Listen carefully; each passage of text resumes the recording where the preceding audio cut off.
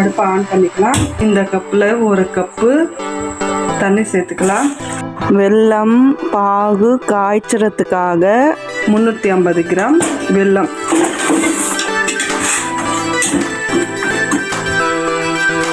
கரையட்டும். வெல்லம் நல்லா கரைஞ்சாச்சு. வடிகட்டிக்கலாம். திருப்பவும் ஆன் பண்ணி கொதிக்க விடணும். நல்லா கொதிக்குது. பெரிய தேங்காயில் அரை மூடி தேங்காய் துருவி வச்சுருக்கேன். ஸ்லோ ஃப்ளேமில் வச்சுக்கலாம். இப்போது தேங்காய் துருவல் இப்போ சேர்த்துக்கலாம்.